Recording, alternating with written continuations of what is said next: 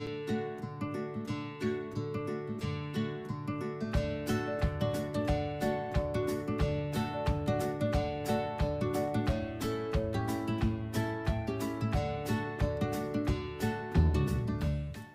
a cháirde agus tá fáilte romh fad go dtí an craobhacha anseo na craobhacha réigiúnacha do Chomórtas Óráide an Phiarsaigh, fiche héin. Foréir iomlán thógamar an cinenne nach ndéanamid Comórtas diaspóireachta leis na cnéalacha agus an díon glasáil mar a bhí. Ach, tá míid fíormhuíoch dos na moltóirí, na tuismitheoirí agus na scoláirí fad haimpla na tíre a ghlach páirt sa Chomórtas nua óráide seo. Thosnaigh an Comórtas seo amach ag deireadh fiche le oscain 250 scoláire páirteachán.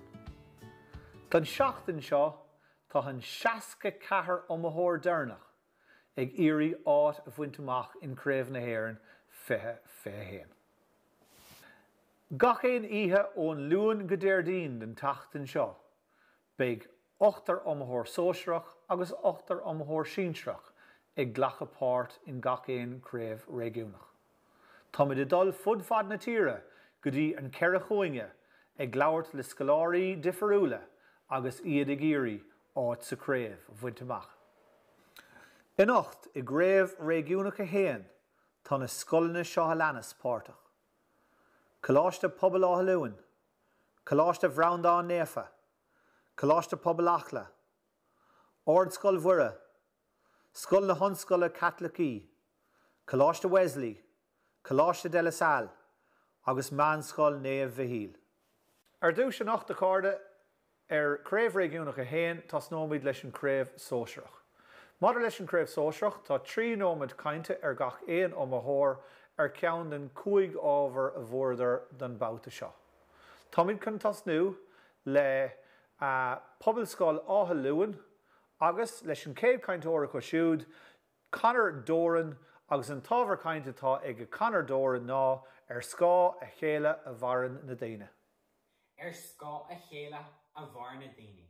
A dearan seanna go lórsa. Agus dá ire an ar na focail sin cótráthúil. Ach í dúspara, ní mór an ceist a chuir.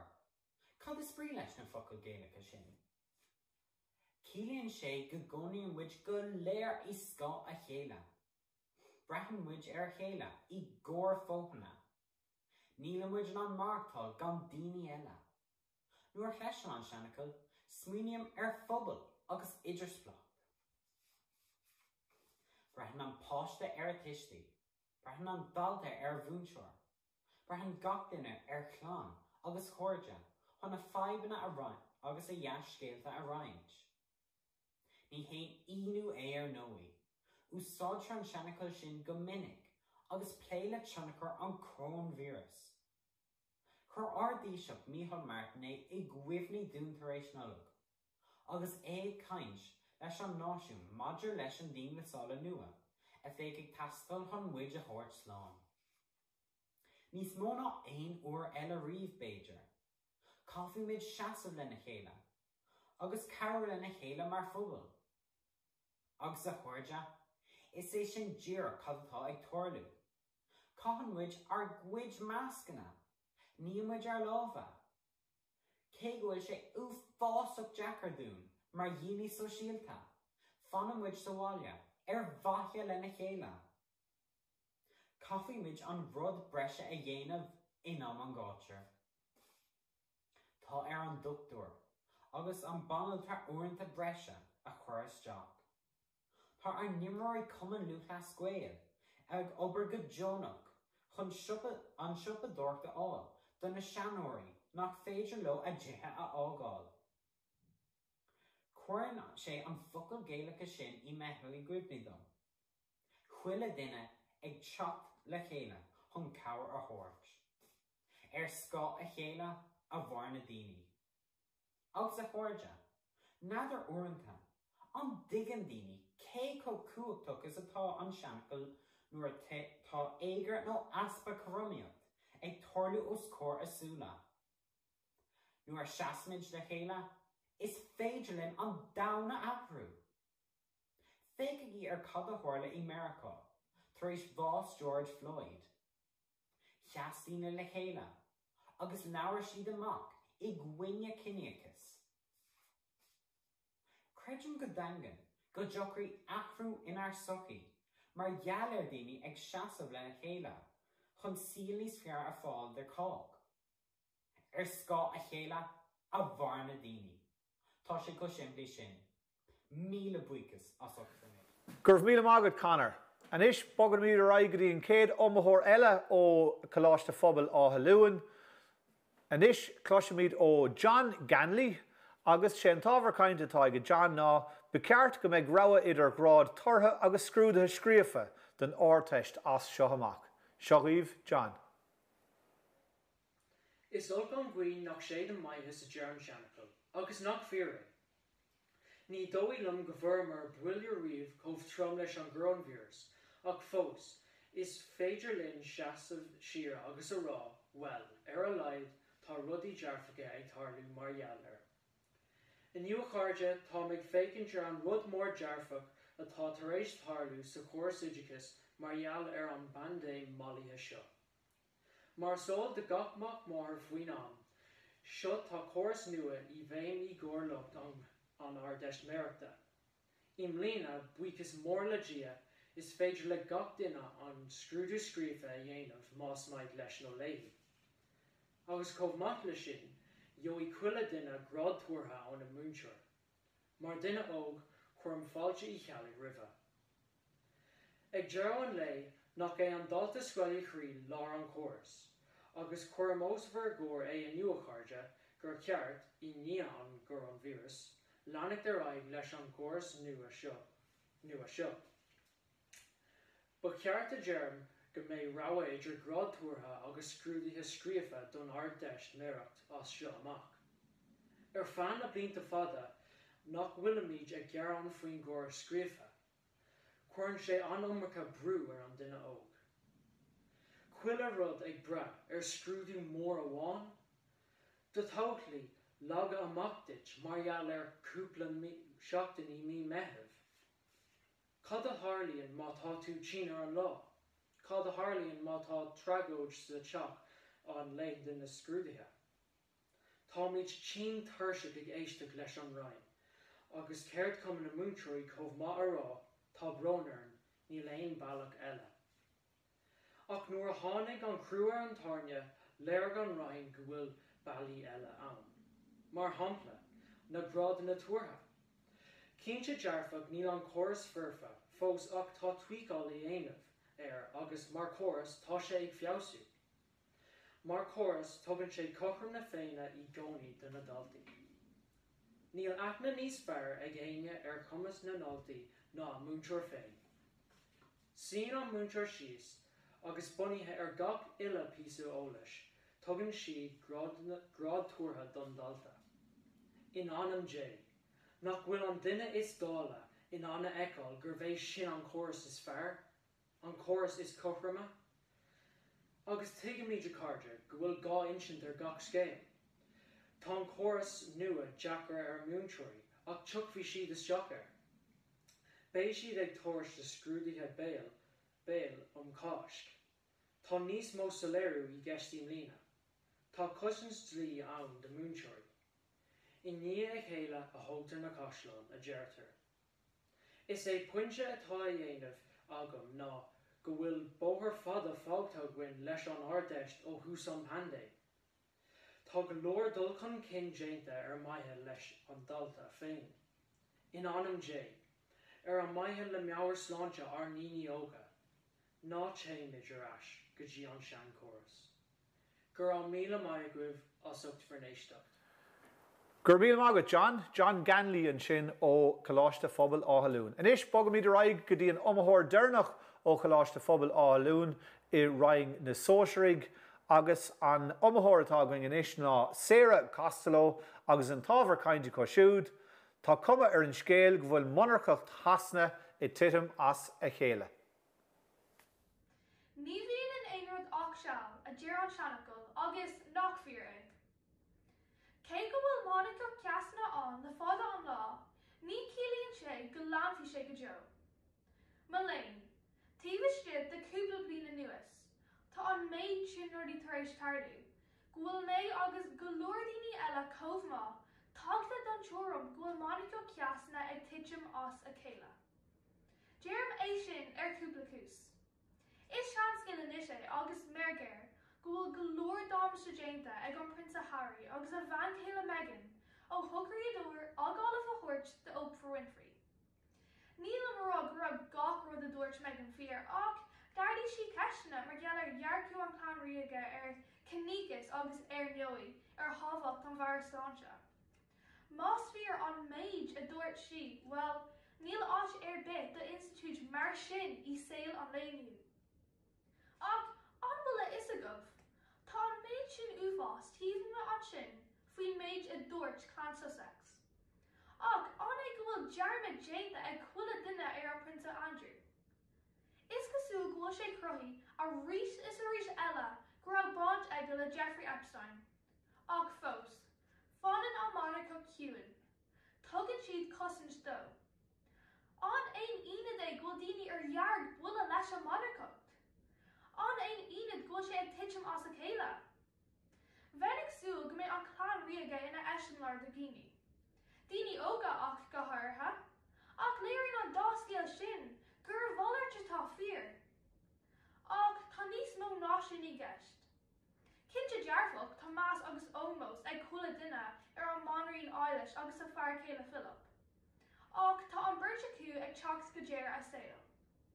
Ní fada úna an lá go mbeidh monach nua, an Prince Charles is cosúil ina rí. Well, ní haon Eilish é, tá mé rálah, agus ní dóilm ghfuil aon dúil an í gcóir rí nua. Is fear deas é is dói ach an duine finiuil inspiráide é? Orintha, ceapan ghfuil an cuma air ghfuil sé ar comh os leis an Monraín í féin. Tá duine níos óige níos bríomhar tastal. Is bucht an scéal é ach tá sin níos mó ag daoine ógan na breataine I níní mar Clan Kardashian ná Clan Mountbatten Windsor. Níl gá níos mó I dtír nuair amsathe nua iseach, do ri agus bonraín ina gcónaí I bailás all an golánta agus go ná daoine ag íogas. Ná déananig I dearmid gur cosíonn an Monacocht 69.4 milliún punt sa bhliain 2020. Na milliún punt agus mid I leor pandéim. Na milliún punt agus daoine cráte le bugtanas agus mí cinseacht. In anam dé a dearm, an éon iad go an Monacocht ag titim as a chéile. Míle bíchas asach frinne. Gur míle mágad a thuiricha. Anis, tá míid chun dal hail go dtí Mayo agus chuig coláiste pobl acla agus an iomlán atá a cosisiúd sa Comórtas anis ná hana ní catagáin agus an tábhar cainte cosisiúd ná tá cuma ar an scéal go bhfuil Monacocht hasna I titim as a chéile. Seo riomh hana. Déardaoin, an bhfuil sibh an ceiste agairstom. Cad is sprí leis an Monarcht? Well, ní bail aideas é an scéal seo, ach fadó bhí an Monarcht an tábhacht I síl an duine. Bhí ról lárna ag an rí nó an bhanraíon, agus bhí siad I gceannas don tír nó sa cas seo don domhan, ach anois tá ról difriúil ag an bhanraíon agus a chlán. Níl aon cumacht go politiúil aici níos mó ach is symbol I, agus tá sí tábhacht sa riocht aontaithe mar cheannaire agus mar symbol. Éilis an tanam atá ar an banraí, agus tá a chlán an chun taceocht a hahairtí. Tá bhan Princeí agus Princey an agus tá na Duke agus na Harley nach iad. Ach, cén baint atá acu, an bhfuil aon bhuntas a bhainsló, agus an bhfuil deir ag teacht leis an Monarcht inis, sin an fhear ceist. Ar an géad dul sios. Tá an síl is a bháthair ag caint faoin ábhar seo sa lá atá an aniu. Níl duine ábaltá nuacht don a léamh gan tracht don bhanraíon Éilis, Meghan Markle nó Prince Charles a eiceáil. Nach bhfuil an tá oireann an seo ar Oileán Acla, gan áras ar bí. Tá siad go mór email an phobal faoi láthair. Cad is cais leis seo? Well, chur an ceist sin ar na hiiriseoirí agus na craoltóirí ar fud an domhan a bhíonn ag antócha leis an gclann Réige seo. Éis leis seo. Le déanaí an scéal atá timpeall airn faoi láthair na faoin Prince Harry agus a chlán. Rinne Harry and Meghan aghaidh le Oprah Winfrey i America. Deir sí go bhfuil an monarcht cinneoich. Ní hé gach duine a bhí sásta nuair rinne siad aghaidh conspóide seo. Deir gurb é se garcim ríige is a más. Ó ní dé caracha. Dúirt Harry gur seas sé tír ón teachla ríige an Uri tus go raibh freas na Bretainne ag scrisiú a chláinte mafra. Scór Prince agus a bhain céile Meghan ban dúirt Sussex mar bháil obair den teachla ríige ní anar fiche. Céim bar cois le garcim leistí den bhunaíocht. Ní féidir a chealamh go bhfuil a lán luachtainna freasa na Bretainne gan éon agó, agus í mar thurann tá lucht ar fad orthu. Éireann Meghan go bhfuil si sáinnithe agus thosaigh si ag smaoinú ar a bhás a chur ina lámh féin fiú. Mar gheall ar an damise a rinne siad, tá cuma ar an scéal go bhfuil an monarch titim as a chéile. Gurb míle mágad Hannah. Anis, tá muid dulgadí ardscoil mhuire béal áhan na slua, tá burt amthóir ag an scoil sin sa Chomórtas Óráide in Rhaing na Sóisiúigh, an céad duine tá ann nó saibh chun canan, agus an tábhar cainte é siúd ná tá cuma ar an scéal go bhfuil monarchacht hasna I titim as a chéile. An ghear céimis meas riomh den an bhunarchacht. Táileach ríige scríiste, níl cílar bithna an bhunarchacht sasna, an ghear I neán den táileach ríige. A corda, seo é an miúnach den na ceannlínta a fáilsiú le dhéanaí, an chuid is lú den scéal istócha. Má léim le ceannlínta ar fad amach, ba mé an seo don lá ar fad agus nílach 3 nóméid agam iniu, mar sóldíh. A bhiltóirí, mar sóldíh is mis saibh agus an fear bhuaig bhfuil mé an leabhartós fórchóir aniuán. Dús, cafa mé a rá bhfuil me go hiile is go hiomlán ar son an rún seo go bhfuil an monarchacht sasana ag titim as a chéile. Ar an céad dul síos, buaithlam an rún a bhrisise síos inis anas go tuige me cear go díreach itá gceist leis. Dús, céir is brí leis an bhunarchacht sasana. Is é an form is sinne den rialtas í sasana. Tá an banrí nó an rí mar ceann stát. Tá an príomhról atá ag an monarchacht ná dúgasí ufugaile agus taileachta a bhaintteach. Tá an rún seo ag rá go bhfuil cuma ar an scéal go bhfuil sé ag titim as a chéile. Cílíonn sé sin go bhfuil sé sa léir de gach machchas iní máthair go bhfuil sé imimeachtaí le, go bhfuil sé ina bhíle písa. Cafa mé go rá go bhfuil main team leis sin.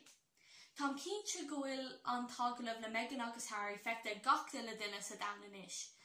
Chuir siad den úl dúin cé chomh sean aisinta as dáta agus ceartar amach ón saolatá an monarchacht. Bhí sé ráite ag Meghan agus Harry go raibh bail éigean an clán cíneach I dro airtí, mac Harry agus mac garfásin na banrína. Ní haon iniu é go raibh an dain agus muintir sasana ar buile faoi sin. Ar an hÉireann aglah, bhí dhearr a chur leis an monarchacht ag tróchtál ar Twitter. Bhí thart a léúil duine cant faoi an Twitter amháin. Bhí seans ag an palace a bheith nua aimsire agus éilú ó stair cólaíonachta na Breithin. Ach, in ionid sin, rinne siad fógra beagin tanacht críochnaí leis an focail dhearra. Cé cóbhí a rúnach é sin mar ba dhearra lóí féin go lua, man nóra orthu. Tá go leor cúisina bhfuil an monarchacht ag titim as a chéile, ach ceann amháin ag seas amach domsa. Ná cé churbí an banrín ceann stát? Ní féidir léithí aon céanú a dhéanamh nó aon rochaíoch a dhéanamh. Is dócha go bhfuil an taon dúgus atá acu nach an freastal ar achtaríonn éideála atá ceannathe le can na daoine gan tracht a dhéanamh ar ná banis mhór bhíaltach. I bhfuil go himplaí a corda, tá an monarchacht ag titim as a chéile mar níos sé ag teastal sa lá atá nniuán. Tuigeann daoine anois é sin. Ní fiú an. Tásúil agam go bhfuil sibh ar aon intí nomanis gur míle maith asach éisteach lom. Gur míle mágad saibh, inis bog míad a raigeí an dara amthóir ó ardscoil mhuire inis agus tá a leanna me céige going agus an tábhar caintetá ag a leanna ná tá chóirsaí fallána níos fearr sa tír ó thosnaigh an díon glasáil. Féidir nach bhfuil na leiscóirí ar an másc ar 1 inch long bhí láthair, ach táim lán cinnte go mbeidh siad go léirlam ag déir mar chuid cainte. Ar dús, cad is brí leis an rún seo go dtíreach. D'sóí mé le chórsaí Phiarsaigh na focail is tábhachtaí sa rúm I mothuram. Séir atá a gceist an seo na mabhar sláinte agus sláinte fisiciúil, chórsaí sláinte is dócha. An sin an dín glasal. Banan an nós seo le fannach le stig dar 5 kilometer. Tá an dín glasal I bhaimar fud fad na tíre sa lá tá nua mar gheall ar COVID-19 agus dín glasal 3.9 fián seo leis. Ar an iomlán, tá mún seo rá go bhfuil muid níos láintúla an éireann a comparáid leis an saoil ribh an dín glasal. Ní mór an dearfach bhí buinte le COVID-19 ach táim lán cinnte go bhfuil muid níos láintúla an niú ná riamh agus is buntáiste sin gan dabht ar bith. Ní léinn dabht me agna ach gur tháinig fiabhas ar aclaíocht na tíre seo le linn an dín glasala. Bhí sé deachar gan a bheith muig siúlóid nó just an whis in air mí Aibreán agus methebh an ura, ba paca é a bheith cór an telefíse. Rinne taide ag go láiste trinóide ar an aclaíocht a rinne sa cé dín glasal.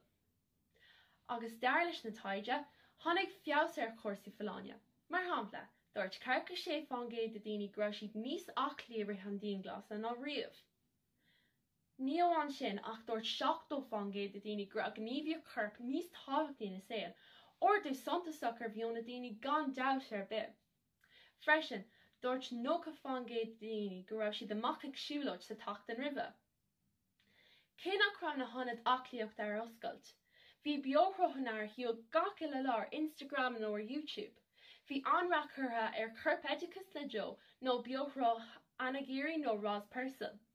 Bhí méábalta dras tréála dhéanamh le culúrán ó chumpar mo cheach féin, nach íomhan an rud é sin. Ó thaobh an mabhar sláinte de, is fearrá gur an dín glasal chrua ar cuid fad an déanra, bhí sé bheidhnach agus tá sé bheidhnach. Ach, is déagóir mé agus imime chóm se tá níos acfaní agus níos láidre aniu ná riamh. Dála mé go lórscilena chun cabhrúlam le mo chuid faibanna sa tócaí. Cabhraí áiricas go mórlam, agus thug mé faoi dara áiliocht an dam timpplair.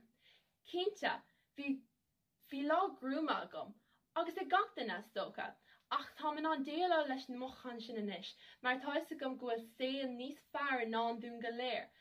Tá na léithanta geala amach dún a chuirde. Níl éon dabht faoi, ach bhfuil chórsaí Phiarsaigh sa tír seo a bhád níos fearr ó thosaigh an dín glasal. Siúlóid eile aon duine? Gur mágah. Gurh míle mágat a lena me cégan sin ó ordscoil mhuire béal áhanna slua. Tá me de boga a Réigiúnach go dtí scoil na hollscoile Caitlicí im lá clia agus an céad cainteóir atá có siúdanacht ná Cahal ó Lainsigh, agus sé an tábhar cainte atá ag Cahal ó Lainsigh ná tá cuasaí Phiarsaigh níos fearr ó thosnaigh an dín ghlasáil. So, seo agaibh Cahal. A chuoine úsle, tá is ag maidin a sráid nach bhfuil puin fearnas a rún seo. Tá beagnach gachtain ag stracha leis an dín glasál. Ná smuoinigí ar feadh second go bhfuil cuasaí Phiarsaigh ag fiabhsú mar níl siad. Mí ná mé díobh céin fád. A go dús spóir, cad is spríde an rún. Cuasaí Phiarsaigh, banan seo le mearbhlainde agus sláinte chuirp. Níos fearr, an bhreis céim atá ag eisna seo don go maith. Cíonn sé go fiabhstága ar bhachas. Sa tír, ar náis cúcas, éire. Ó thosaigh an dín glasál. An tréimh se am ar an fannachtain ar dithe féin is muid le bheith cuaig le na pandéim. Breis is blian atá ag eisna is. San óráid seo déanfar plé ar an slíomharachtáil in neachníomhach agus an droch fearmlainte. Ar an géadal síos a chuirde. Níl daoine ag cumad súil ar a sláinte chuirp. Is léir an dal go sláinte muinte na hÉireann ag dul an ócas. Le dúna na sportna agus chur cosca rangna aclaíocht ar bheith, tá siad ag úgus ag daoine a sport féin agrú. Solar thosaigh an dín glasál chaith daoine annach chuid am a mufaoin ar orla na chuirde. Anois, sána is óháile leis an gcíneolalam nó an obair óháile, níl na deis na chéine an. Dar le taide ó míol Díslig léinn na báistí bhí aclaí fa orchlaigh gach lá ó carcha 7 fangéid go dtí 9 fangéid. Agus ní scanalaí fós, bhí 7 fangéid ag déanamh táda fan a bheith aclaí. Cánas is féidir a rá bhfuil córsaí níos fearr, nuair nach bhfuil siad mar an ggéine fiú, tá siad a bhád níos measa. I rud daon glasál ada le dránach, is léir nach féad le daoine féin spreagar aimsú chun na rudaí sin a dhéanamh. Agus anois, don dearfuinte, nearláinte. Mar le fallán idir an sláint charp agus an sláint mearp a gceist.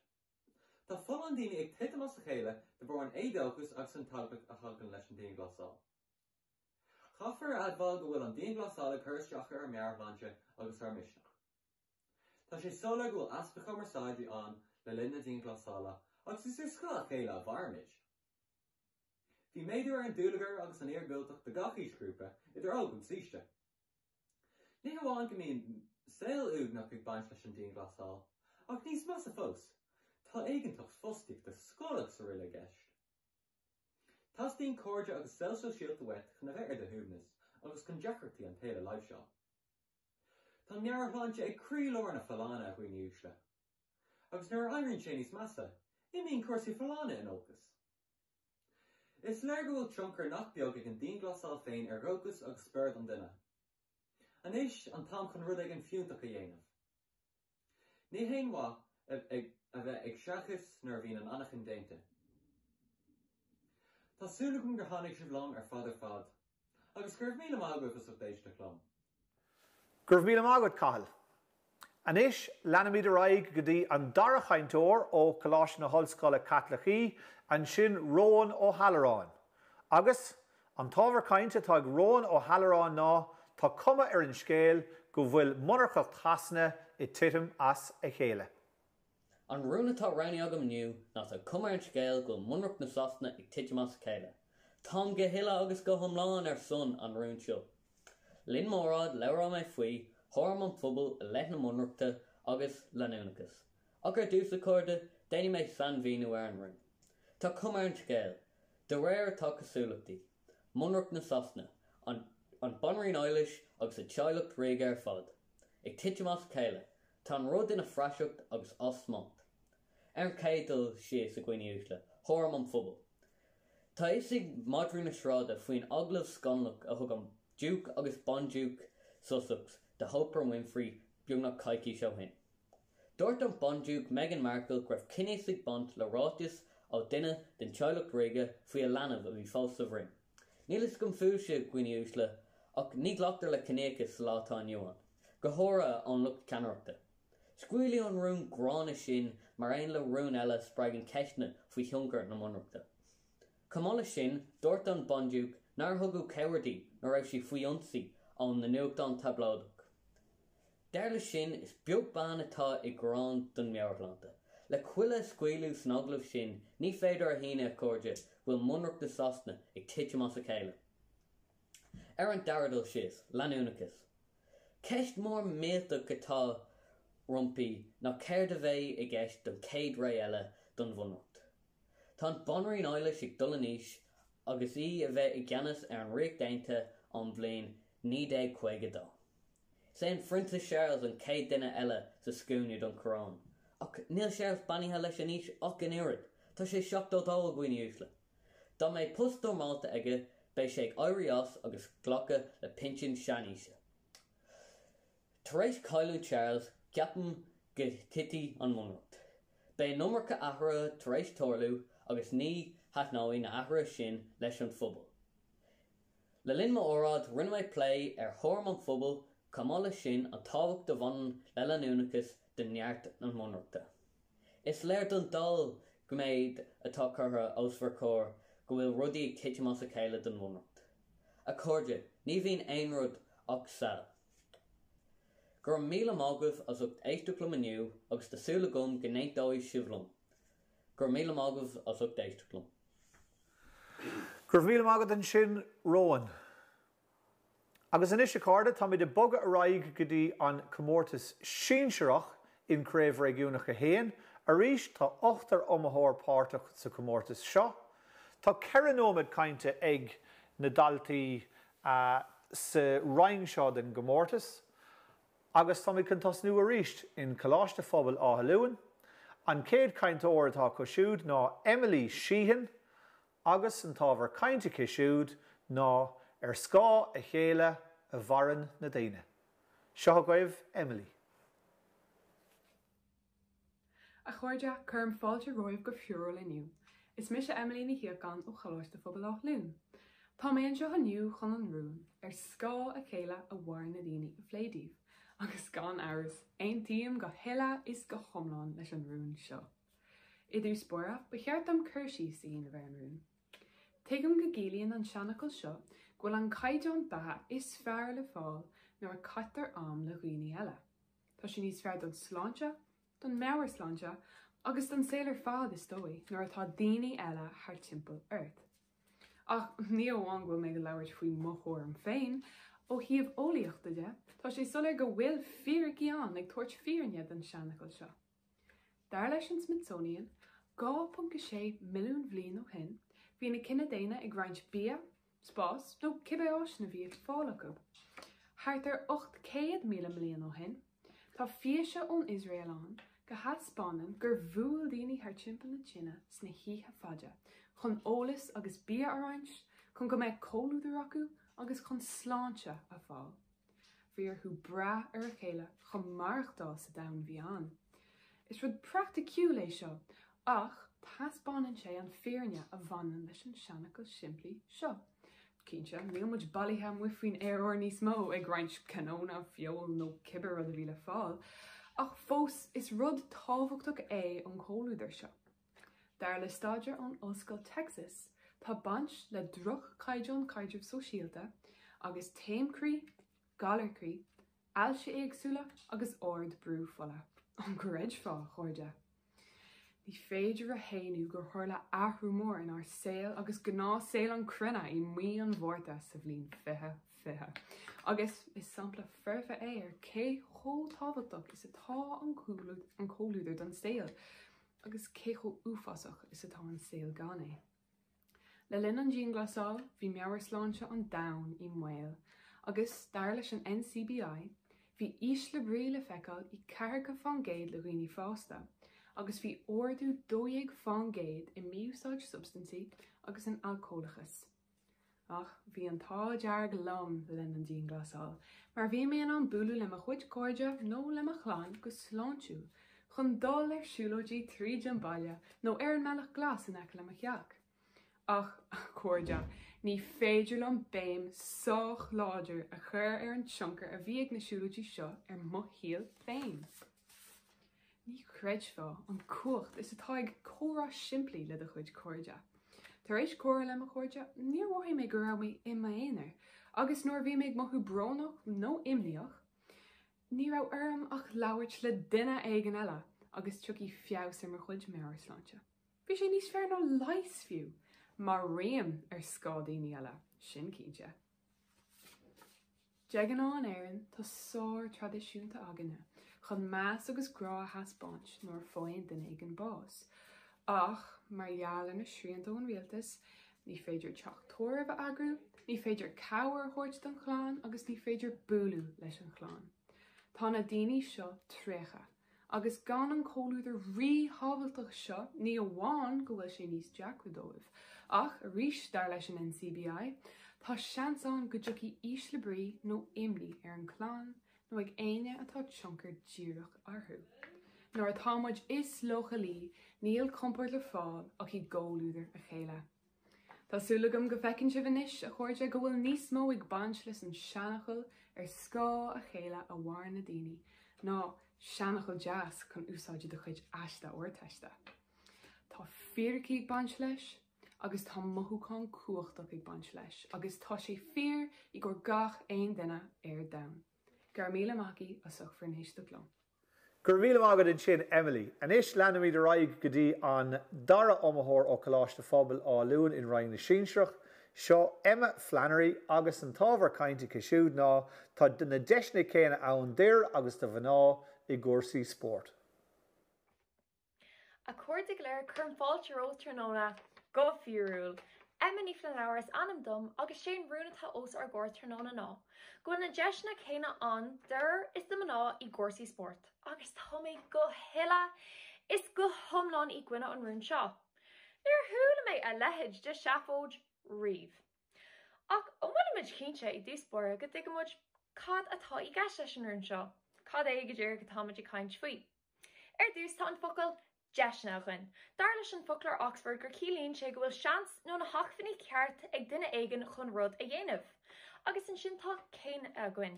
Cílíonn sé go bhfuil rudaí cothrom agus gan difriachtaí. Díreach mar an ggéine. Agus tuairt mé na focail fear agus maná inis má féidirlumm. Cílíonn siad go bhfuil an rún ag fécinint ar na buaclaí agus na cálíní ar fad óg agus sinseir ar an ileam beag seo ar Dr. Éire. Agus mar dhearra féicmuid ar chóirsaí sport. Seo iad na gníomhaíochtaí sportú in an ghlachan daoine port an chuile lá ar fud na crunne. Agus tám árá nach bhfuil na deisna chéine an dir is do maná I gcórsaí sport. Dús, ba bhhailm sa fécinint ar airgid madidir le chóirsaí sport. Mar sól de gachmach máthair tá dain olmhór de sport gormúil agus tá lán in eistíocht an. Mar dheallar sin tá lánú clasa an post lán amseo áil ag imirt sport. Ach má léinn tá lán neamhanas I gceist leis freisint. Má éigean tú ar thuisfeáil sa Stáit Aontaithe Mheiriceá, tá an NBA agus WNBA I gceannas ar an sport. Déanann an WNBA cholagus na maná $60 million gach bliain. Ach I compráid leis an NBA cholagus na fear a dhéanann $7.4 billion gach bliain, tá difriachtaí olmhór I gceist. Ach, creideann ó nachreid? Ní chuireann siad an bhrábú seo le chéile, agus mar dheallar sin tá barna pá mór I gceist. Foin imór tipiciúil an WNBA $8 million níos lú ná imór tipiciúil an NBA. Mar lú clasia óg, gan áras tá sé thar bheidí spraga ag fécinint ar neamhanas seo idir na fear agus maná ag imirt sport. Agus tugann sé teachtarach do chalíní óige ag imirt sport nach bhfuil todhchaí an dómh. Agus nach bhfuil na deisna chéine an sin dómh is atá ag na buaclaí ag imirt sport.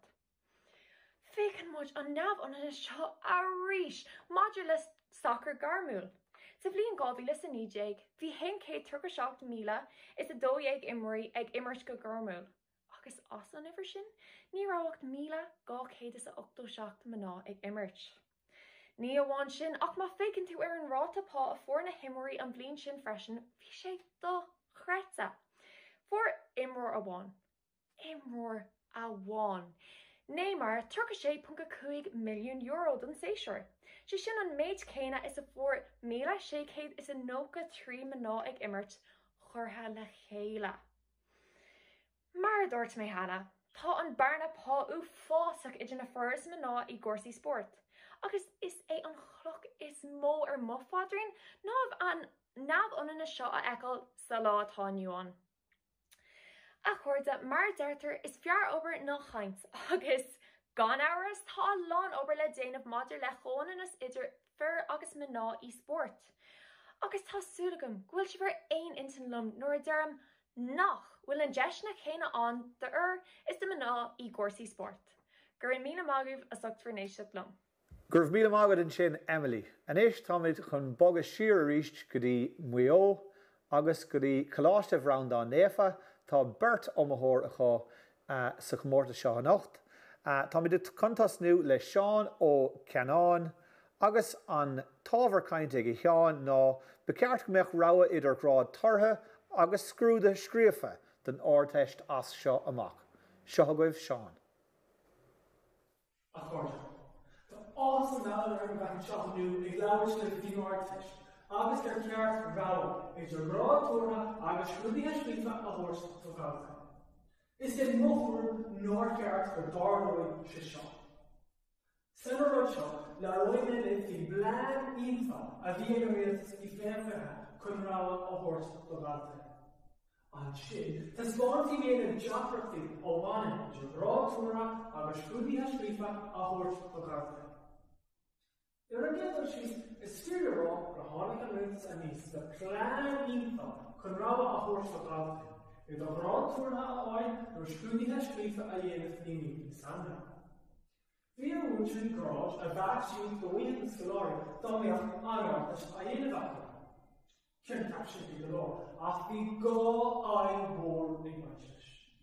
Corniach agus punchi a lora fi in trocha. Ni ffeindir a hyn nach raw an chorus siop copran i gor gachtan. Cyn Jacob na mwynsi y grod yma, ach dafi yn yr religious cwjacw, cwn cael john yn mayn of orhan. Mae'r gar ar siop, eisiau siop jyn engage na grod a hwb na mwynsi yma. These caloric nachmur arava corsa, no nachraw and on land drive legogeticus, margraw respond, gomina sermon, contributing a shrifa ayens. Accorda, vi raw on forest shop, copper my gachana. A new searching, hui punchi and Laura for controller, sus, fresh the garage, who have shop. Ni raushi go hard, fad on law, a king fall, hardish shop. Well, toss around the moon tree for Chamach the garage, fishing police flagula. The rare stature are really made to scale. There was no shot engaged to Scolori, Sonortash, Craobh Réigiúnach more orphan. Agus first, Occo Cuig engaged of Garvarlor, Scrooge Shrifa, O Skion, Garage, Tura. What's really we in that engaged? Says Scrooge Shrifa. Agus is on the moonshore, Shasta engaged, the Data Kena, where Gra Tura. How that word? Shin ordered Feha engaged. Agus was where they were in Data, they have the gate in snow. They have that come.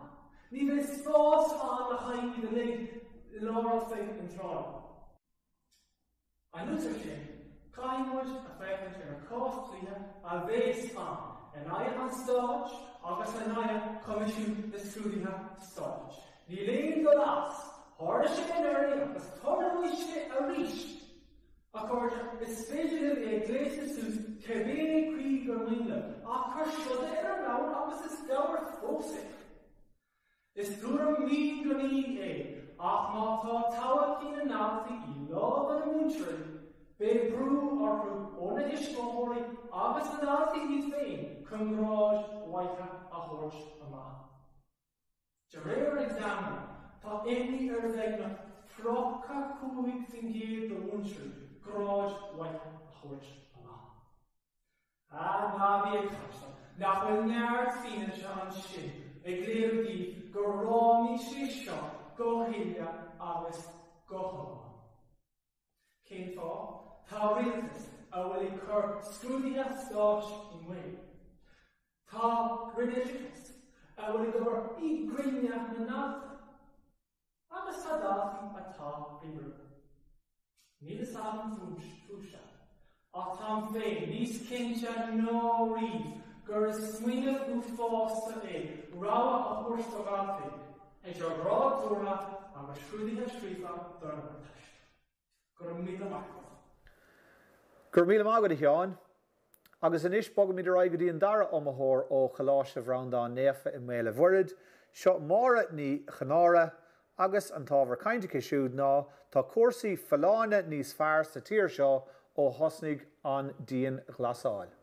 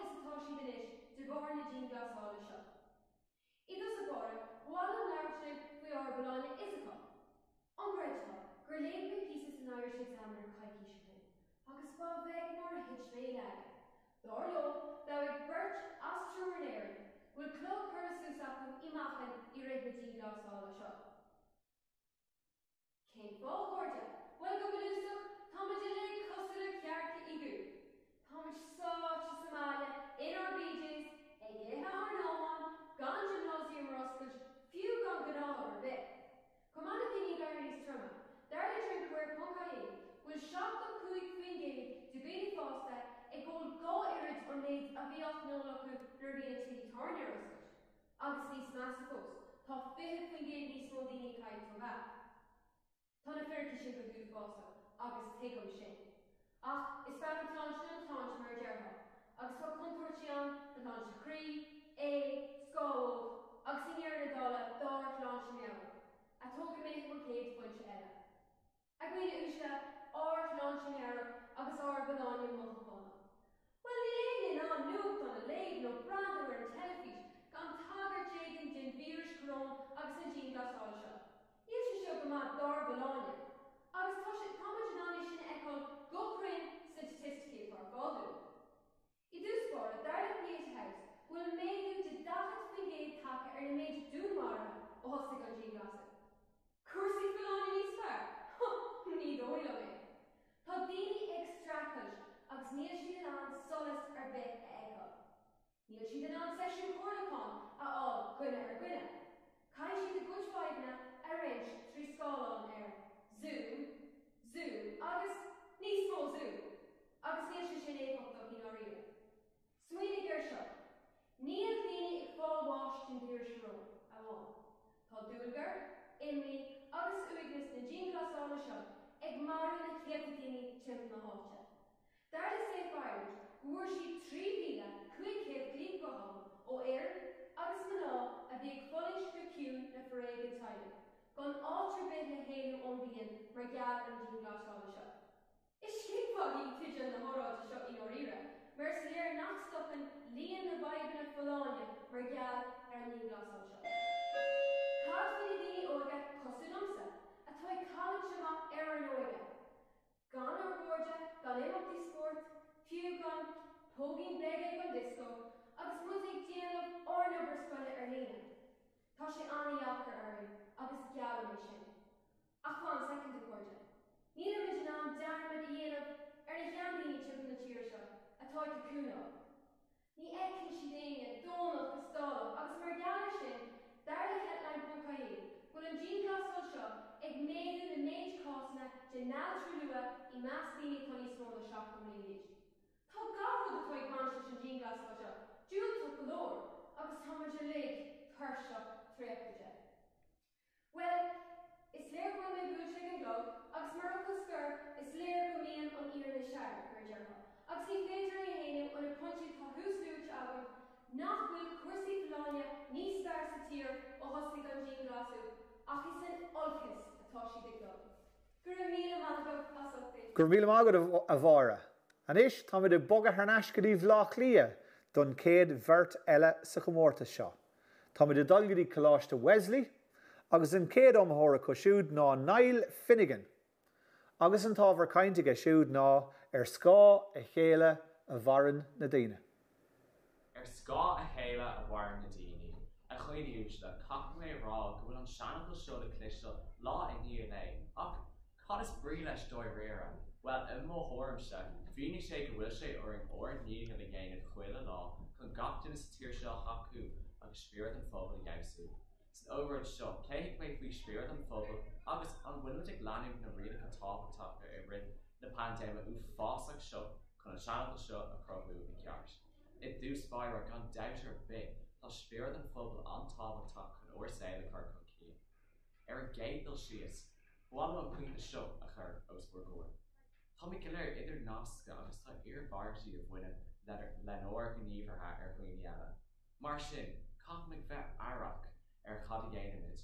Éiste seo, cúpla bliain ó chin, dúirt na cheannach ar scéal domsa. Dúirt sé seo.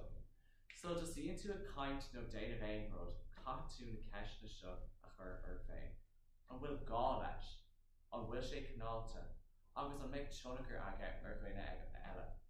A chuoine úsle, cé gur focail siimplí I focail na cheannach ar bocht, ceapan gur maith an bróide bheith ag smaoine bhéir mar ar scá a chéile a bharan na daoine.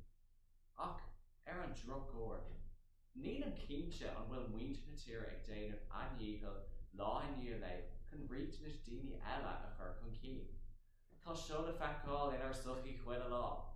Cé fánach bhfuil daoine ag déanamh rudí siimplí mar hampla dúras a chuná ar oscailt a chuoine éigean, nó a ceirú seanóirí san ómharga le an málaí. De réir taide ó an OECD, seo an rud is tábhachtaí in orsaigh léithú chun ornúmar a dheimhsú. Well, I mo chóir an farsanta a chuoine úsla, Is úidir gach ilg nach bhfuil mid ag leanúint an seanadh seo scáil a chéile a bhhair na daoine. Déardaoin síos, is ceist an bhroinnach í an coronavirus agus tá tionachar ómhór ag an vírus orsail léithú. Cach mé rá go bhfuil an seanadh scáil chéile a bhhair na daoine níos tábhachtaí i rith an aimime seo ná riamh. Ach cé fá? Well a lucht éisteachta, mar dúirt mé hana, tá Phiarsaigh ag buint lenar na naomhartha agus bhí seo de feiceáil go hansáil i ritrééis na díglasála in lína agus nerd. Bílach gan fosach ag Cóimhneidéir agus bhí ar an goléir orníochail a dhéanamh chun na sríonta a leanúint. I mthóram ag tús na pandéime, beard an seanadh ní neart a chur le chéile. Ceap gach duine go raibh sé ar an orníochail a dhéanamh chun líon na naoine a chosint. Tháinig gach duine na chéile chun stop a chur leis an vírus seo, agus bhí sé inspóróidach neart ar náisiúna eáil. Bhí is achuin go léir go raibh sé ar an íbhartaí beaga a dhéanamh chun líon na naoine a chosint. Ach cé go raibh sé arolalas achuin go raibh sé ar an orníochail a dhéanamh chun líon na naoine a chosint an nerd. Tá is i gach spirit is puca nach bhfuilimiid an smaoinemh seo fós in intan an phobal. An teachtain scaite, chunig méid cóisiú ar siúla me ceantar, agus chuir sé déistin ar. Nach raibh sé arolalas acu go gach méid chur le chéile chun an vírus stoppa. Tá méid fós ag déilá leis an band-aid agus de bhór go níomh ar santacha mar sin, beidh líon na gásan ag laidú chomhí seo hin. De réir tórsce, ceapan trí go trí faoin géad do ghalltaí na hÉireann, nach bhfuil sé tábhachtach na sríonta a leanúint. Caithfidh bheith airach go bhfuil Phiarsaigh ag buin le nóir níomhartha mar scáil a chéile a bhhair na daoine. A dhaoine úsla, a lucht éisteachta. San óráid seo, bhí méid pléid faoin tábhacht a bhfuine leis spirit an phobal agus tionachar na pandéime. Impíam bheith airach go bhfuil Phiarsaigh ag buin le nóir níomhartha ar dhaoine éile. Gurb míle machchud as éisteach nó. Gur míle mágad Niall. Anis, táid a dul raig go dtí an dara omthóir ó choláiste Wesley im lá clia don Comórtas Sínsreach seo Sam Taylor, agus an tábhar cainte ige ná, tá cuasaí fallána níos fearr sa tír ó thosnaigh an díon glasáil. Díomh a chuine úsla, is mis Sam agus Tom os for gcóir a nocht chun leabhart libh i gcuine an rátas á féisigh seo go bhfuil cursaí falláine sa tír níos fearr ó thosaí an díon glasáil. Má cheapan sibh go bhfuil siad níos fearr ag scéal eile le rá aghaibh inniuh mar óráide. Níor cruthaíodh feidhmeáin na seirbhísí sláinte an FSS sa tlí cheart ar an gcéad dul síos agus táid ag déileáil leis an bhaib sin inis. San óráid seo pléithí mé na listí feitheamh sa tír, aghaidh na naoine agus an inéistíocht a dhéantar sa chóras. Tásúlagam gnéintíonn gach mac máthair agus iníon athair gur fáil ríthábhachtach an vírus coronach, ach ní hí an aibh falláine a bháin atá a gcuin sa lá atá inniu. Tá tinis cosúla hais le fós linn agus ní imóisí díreach tuis go bhfuil galar nua ag déanamh dochar ar fud an domhan. Aontaíonn go gachmíad an coronavirus a chur faoi chuis, ach tá ar cheannairí na tíre smaoinemh ar leas mór an muintearcha comá. Níl sé ceart ná cór go bhfuil daoine ag foileacht agus ag fáil bháis de bharr aspa chuimhnimh an rialtais. Ní smaoinéitear ar aon aibh seachas an vírus coronach agus sin chrúdtheist mhór. Tá listí feitheamh anna ada ag an FSS agus is scanrail an ní sin. Tá níos mó ná 830,000 duine ag fannacht ar chuine leis de phobal. Chun an iiric sin a chur i láthdaíomh sin duine amháin as gach seisir. Tá duine amháin as gach seisir a ecann sibh ag fannacht ar chuine leis. Tá an iiric sin ag dul in airde is an airde comá, tá daoine scebhlathe dul chud a gcuine.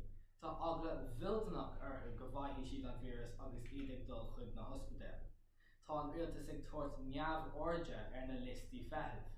Bhí cuine leis agratha do mucheann mháthair féin ach ní dheacaí siad tuis nach raibh muinín aici as a cigalteach san ospidéal.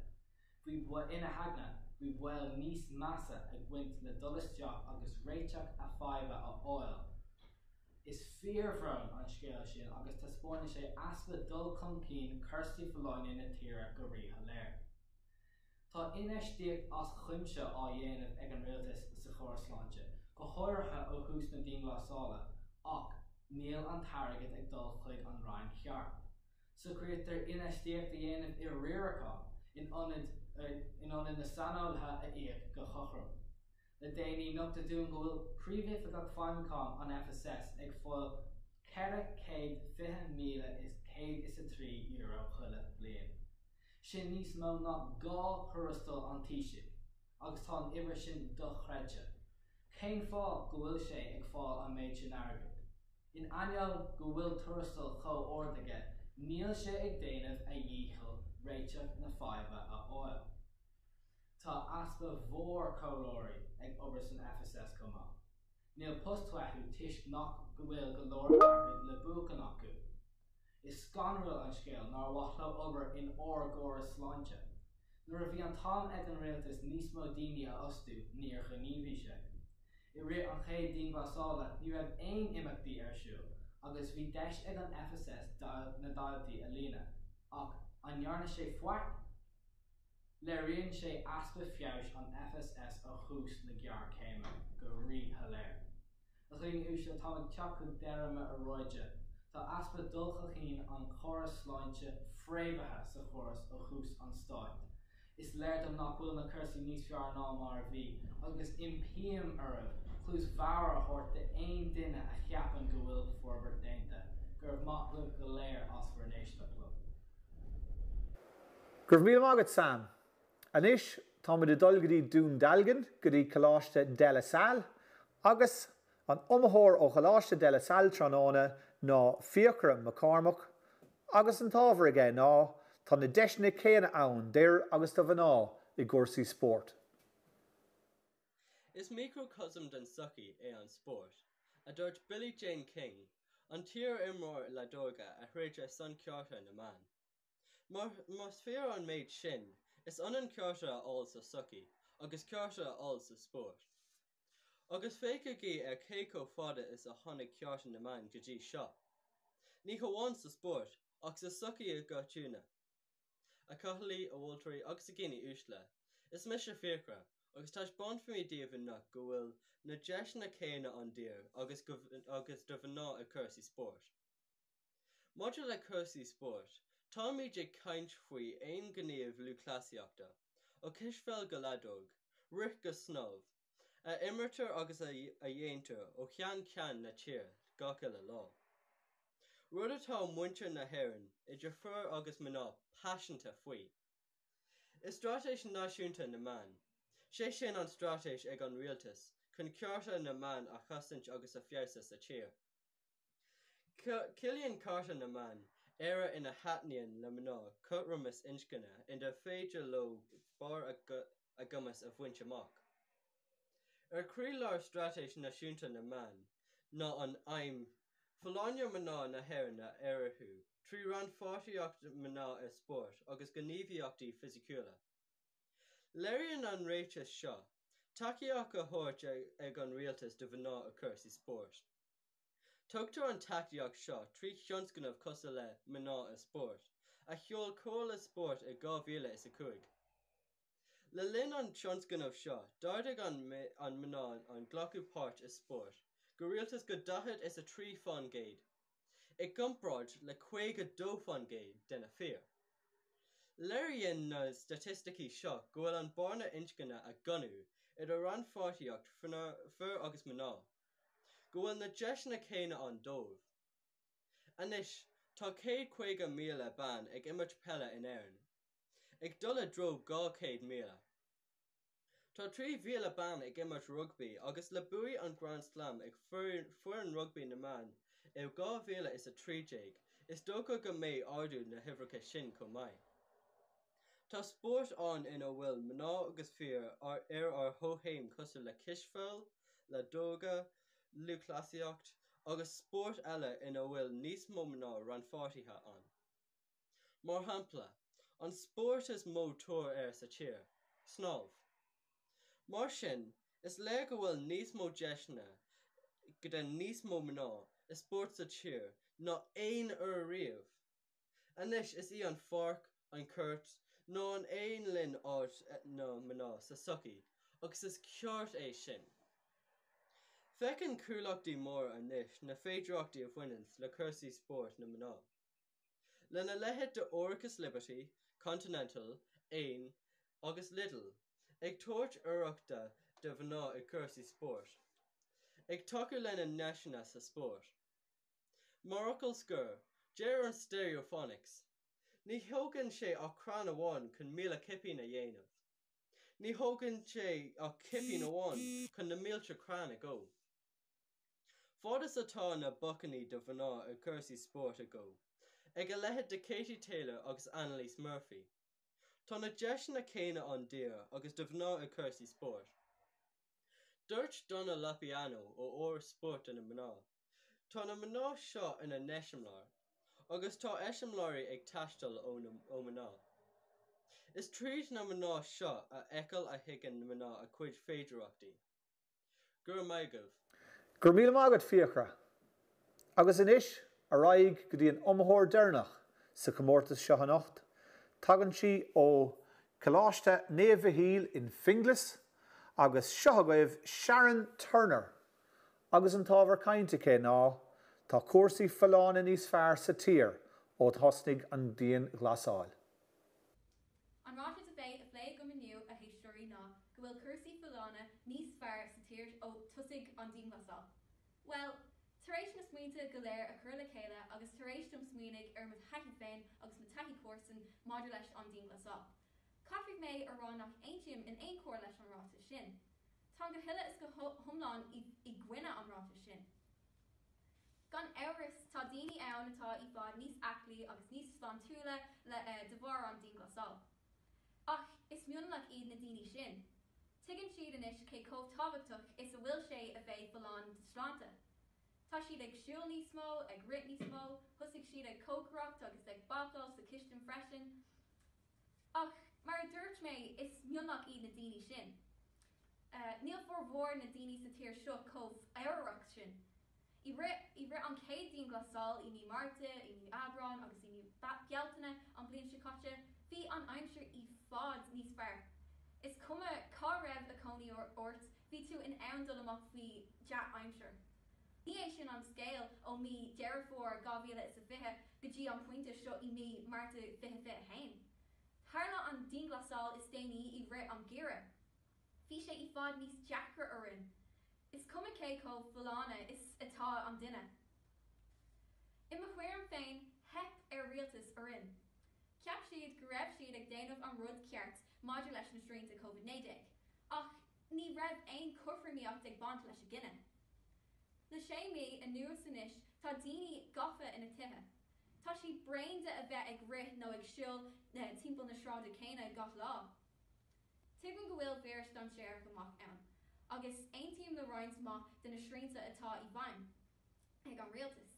Ach, farír tá mórí ar bhartaí duchracha ó roinnt srianta eile. Táid a caint faoi cursaí fallánna, táid an tain tír ar domhan nach bhfuil sport de fáistíigh ceadathe faoi láthair. Samhlaigh é sin. Níl cead ag páistí idir 4 bliain d'aois agus 6 bliain a d'aois in anmhridh timpeall an uis san air. Sin rud náireach. Agus sibse ag rá lum go bhfuil cursaí fallánna sa tír níos fearr anois. Ná bhí á féiseach. Irtí ar daoine thar 7 bliain d'aois gan a tithe a bhágáil de bharca cúning. Níor fág cuid acu a tithe le bliain a nuas anois. Cé go bhfuil roinnt acu níos slántiúla ná daoine leath dá is. Tá meabhar sláinte na daoine seo ag fallínt agus is rud don séireach é. Dúir taiga ó KFF.ie, bhí survey déanta i mí anar 2019 agus bhí 1 fágéid de daoine ag fallínt lena meabhar sláinte. Ach, bhí an survey céine déanta i mí anar 20 hain, agus bhí 2.1 fágéid de daoine ag fallínt lena meabhar sláinte de bharr na srianta. Tá sé sin deachracha. Cúis eile nach aontaíonn leis an rátas thuas ná an cúis go bhfuil na gymnásium go léir dúnta. Is cúis eaclaíochta é seo de iomlán daoine sa tír. Tain daoine chuig an gymnasium gach lá gachiche tar éis an lá Aibreán, níl an caithbhaimtrí sin níos mó. In ionad sin, tá daoine ag ordú ó Deliveroo ó Justí gachiche. Is fáinne fi é.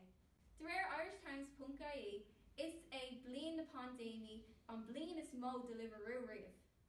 Bhí méadú 2 fangéad ó taobh brabústa. Fuair siad 3.8 milliún euro mar brabús de bhar daoine na ina hí sa bhaile. Tá díreach tugad chuig deir na háirde seo. Beidir go bhfuil is a gcuimhnis nach bhfuil cursaí folána go maith sa tír seo. Tá sláinte Corp agus sláinte Hagna ag laidú an tam ar fad.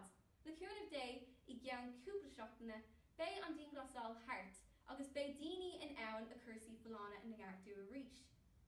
Bhuail an buíthas a gabháil libh go léir as éisteach lom. Gur raibh míle maith a gribh agus le cúnamh dé Cloisfear sibh a muim a ríis.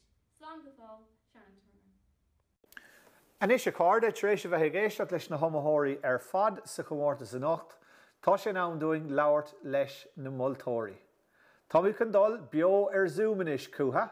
Agus a cardide siad na moltóirí atá a going in Craobh Réigiúnach a hÉireann ná colm ó dúlacháin agus áinge ní glén. Tá mid chun tosnú leis an torra don Craobh Sóisireach agus tá mid a dul beo go dtí dún an gabhail go dtí colm ó dúlacháin. Fáilte ráit a colm. Well, gur a Hamáiste agus gur a lucht féachna, tá differ an the war idir an cinál seo díospóireachta agus an díospóireachta tradiisiúnta bhíonn go léinn. Agus mullen go mór sibh as an dúchláin seo a chhlacha. Ná an difriach de smó atá ná an na díospóireachta eile is obair fórna tá gceist. Tagan an chéad cainteoir, tugann siad an San Bhíonú agus míonn siad stát leis na fórna, an daragus an tríú cainteoir bíonn pointí acu bíonn de freagart pointí daoine eile, agus an ceathrú cainteoir mar cinál sweeper, chuann siad a tuairimí hain a láidir, chuann siad a tuairimí hain a láthair, labhrann siad faoi cataráte gacha le duine. Sibse de héit an cuairimí sin ar fad ardamhse. Bhí ardamhse an San Bhíonú a dhéanamh. Bhí ardamhse an chur láthair. Bhí ardamhse a saoilú céimsár pointí a bheith ag na daoine eile agus iad a ragart. Agus ceapan go ndearna sibh gacha le duine agah. Insa sóisiir agus na sínsir éocht ibre. Thug sibse na dúlgaisí a bhíoch ar fuireann, thar sibse na dúlgaisí sin ar bhéin agus rinn sibh an jab ar fad. Stíl iomlán nua, is muoine bheith ar bhúr gosa. Bhí ar bhúr múntóirí is sin dhéanamh, ní bháin sin ach ní raibh siad san sa seomra rang a libh, ní raibh siad na seomraí collat a libh, ní raibh siad sa hala libh. So éocht ibre déanta agah idir múntóirí agus na hiomaitheoirí. Agus dar nó gaolín a tháinig suas leis an conceap seo, le go bhféad faoi leanúir le Comórtas mar seo agrú agus muid i lár pandéime damhanda. Níl is agam bhfuil mór an daoine eile trí ghlacha leis an dúchláin seo agus jab anmhaid déanta. Ní seo haibhann an díospóirteoirí seo na sóisiir. Bhí an caighdeán ard, bhín caighdeán ard go coitianta insa sóisiir agus na sínsir. Ach, ó híomh na sóisiir, híle mar beirt go raibh an caighdeán ard, go háirithe ó híomh na tuairimide, níor cheapmuid go mór an idir an achtar cainteoir bhí na tuairimí anna bhathar fad. Ach ag an deire is an chur láthair dar linne an difriocht an seo. Na labhraigh áine ar bád faoin cinál chur láthair gá dhéanamh nuair tatú caint faoi camera. Ach de theas duine a bháin amach dúin agus speisialta. Agus bini saibh ní chun ceann as árscoil mhuire déanachas nua. Bhí si a tharbár.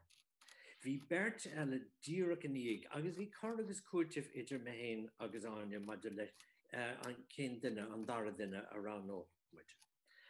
Ach ar deire, the ránóid Sarah Costello is as Cloisfear pobl á Luan í, agus ceapmid go raibh an beirt lad sa bhí ar níorann sin go hanmhaid, ach beidir brathir ar nótaí níos móna mar a bhí Sarah.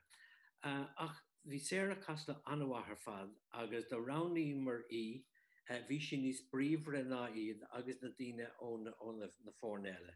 So ar deire, cé go raibh Sárcaid an idir gachtainna is í saibhní chun ceann as árscoil bhuiir a an slua agus Sarah Castla ó chláiste pobl á Luan an berta rán mar siúd.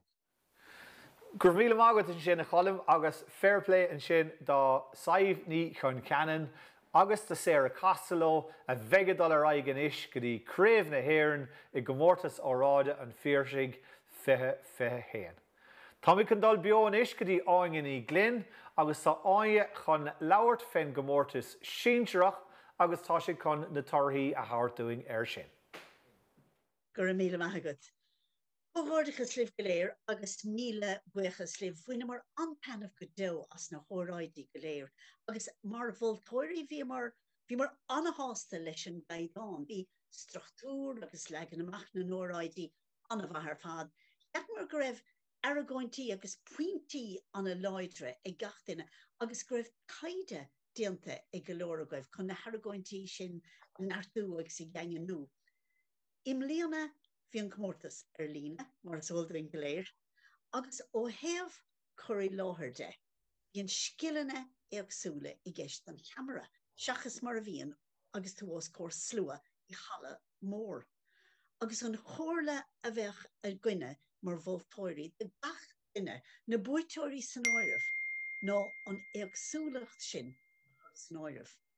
Ní chonan tú féin a chuirí láthair agus chuirí láthair a dhéanamh stáitse nó chala mór agus chur I láthair a dhéanamh cheamara. Nuair atá tú caint camara, nós a bheith caint le ina bháin, agus má úsáidan tú an camara I gceart, beidh gach duine I ceappa, gach duine tá géisteach, beidh siad I ceappa gúil tú caint nó léhí siúd a bháin ar bhain carsanta, agus bhulthíndíobh go léir smaoine bhir sin. A conas is féidir sin I dhéanamh. Well, I sin plí, bhí cuid goibh I bhfad siar ón camara. Agus go sin plí, bhíon fád techt níos ire don camara, agus labhairt isteachán. Seachas a bheith I bhfad mhain agus a bécíl agus dá me fá chala mór. É sin ráid ar nói, bhí gach duine anamh ar fad. Bhí roinn daoine a dheasamach agus a chuig I bhaim go mór oring, ach deire bhí oring bert a ránú, agus an bheirt buaiteoirí a bheits a dul raig don chraobh ná Moire ní chonara ó chláiste bhrámláin nefa agus Sam Taylor ó chláiste Wesley. Comhghairdeas libh bert agus le gach duine a Chomórtas Óráide. Gur míle mágad áingin I glynn sin leis na torthaí ón Comórtas Síonsearach an nacht agus é fógróidh an sin go mbeadh mára ní conara agus Sam Taylor I dul raig go dtí Craobh na hÉireann I Comórtas Óráide an Phiarsaigh hÉireann. Foiríar a cáirde sin a gcuibh do ihe nacht sin Craobh Réigiúnach a héan déanta tásúla a gom go mbeidh sibh ligearíist ihe marach do Craobh Réigiúnach a dó. Gur míle mágad.